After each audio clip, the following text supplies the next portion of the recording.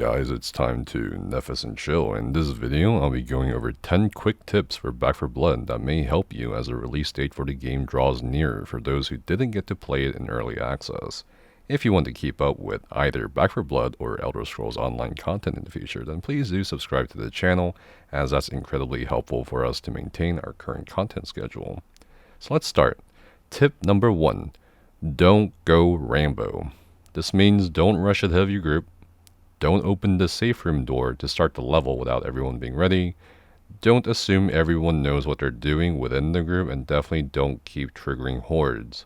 Hordes are very tough to handle one after another on Veteran and Nightmare, especially if your group is uncoordinated, inexperienced, and non-communicative.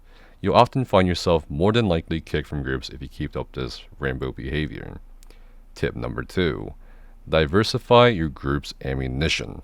It's common sense usually for most FPS players from battle royales to multiplayer games to make sure your primary and secondary weapons are not using the same ammunition, although sometimes in games like Apex Legends or elsewhere you may intend to do so, but most players tend to waste a lot of ammunition that way and often end up empty. It's kind of the same case for Back 4 Blood, but now you have to think about ammunition for your group. Remember, it's a team game where you can share and pull resources together, such as the currency, weapons, utility items, and yes, bullets. If everyone in your group is running assault rifles, you'll find that no one can provide each other ammunition, so something like a shotgun, sniper, and 2 assault rifles, or a shotgun SMG/melee with 2 assault rifles could work for a group, so that they don't end up running out of ammunition near constantly, especially on the harder difficulties. Tip number 3. Hazards. So Back 4 Blood hazards come in the form of mobile snitches, basically a walking zombie alarm for a horde to be triggered, alarm doors, birds, car alarms being touched by the reeker's intestinal fluid upon an exploding near you can also trigger hordes. There's easy ways to get around this. For snitches, you can simply walk around them, ignore them, or burst them down in a coordinated gunfire with the rest of your group before they can trigger the horde. Basically, this is the equivalent of crowning the witch from Left 4 Dead. For birds, you can also walk around them or destroy them with explosives like Molotov cocktails or hand grenades. You can also coordinate gunfire with your group and shoot most of them so they don't trigger hordes. Alarm doors can have their alarms disabled by using toolkits on them, one of the multiple utility items in Back 4 Blood, or you can actually stand next to the door with a loud gun and shoot it, and have the Ridden break them down if there are any past that door, and them breaking that alarm door down will not trigger the alarm. Tip number 4. Offensive and defensive items. Everything is important and has their use. Don't dismiss certain items because they don't do damage or whatever. Each one has its own use. Grenades, for example, are really great against tall boy bruisers, maybe not for common Ridden. Flashbangs are great for stunning bosses like the Hag and debuffing them with a damage taken modifier. Defibrillators aren't just for reviving dead players, it's also to get them up faster and with more health. I would highly encourage trying out every utility item you see, so that you understand when to use them and when to not. Tip number 5. Turn subtitles on. Just like Left 4 Dead and a lot of other games out there, audio is incredibly important in helping you determine what is where and how careful you should be. You'll learn to recognize and distinguish between different audio cues or sounds of certain special mutations, growling or snarling or whatever it is they do, and think of a quick way to either get around them or tackle them on.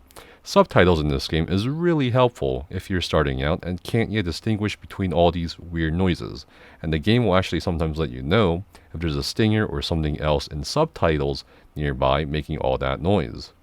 Tip number 6. Avoid deep water. Do not go swimming in deep water. You will instantly die. The game will just kill you. Hostile Ridden will also die if they go into deep water, like this breaker here. Perfect. What's that? Hey, Mom. You get yours. Am I doing this again? Need to reload. Oh, Jim, watch out. Oh, no, you don't.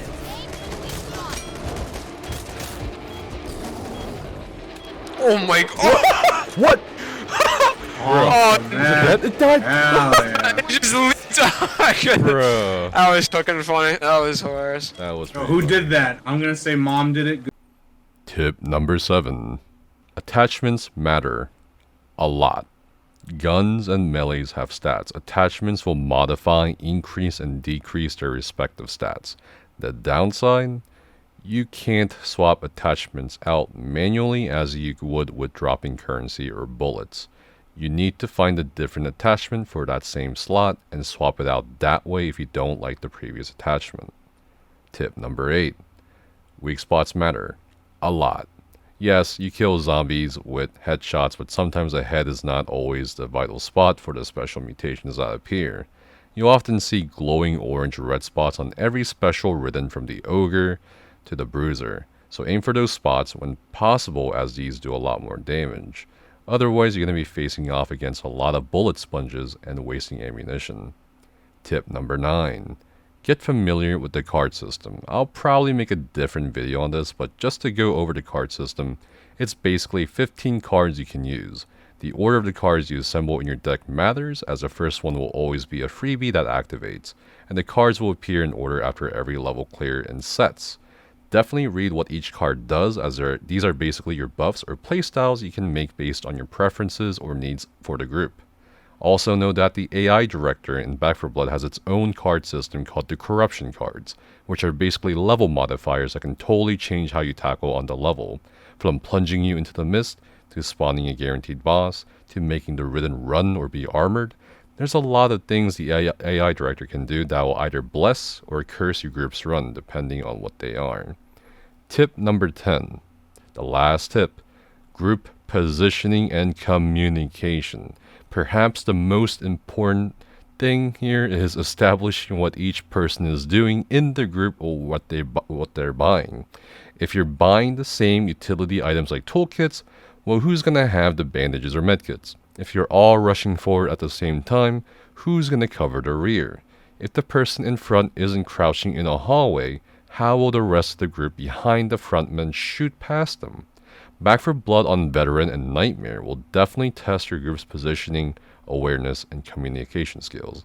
Situational awareness will also go a long way, such as noticing explosive barrels, propane tanks, and other goodies that can help you set up a death trap for an incoming horde.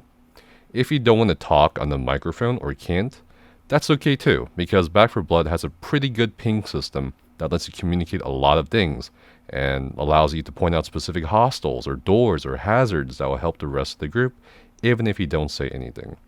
But yeah, that's about it. Thanks for enough and chilling. I do hope these tips help you guys when a lot of you get your hands on the game, and lead you to become successful cleaners. Stay safe, have fun, and see you guys next time.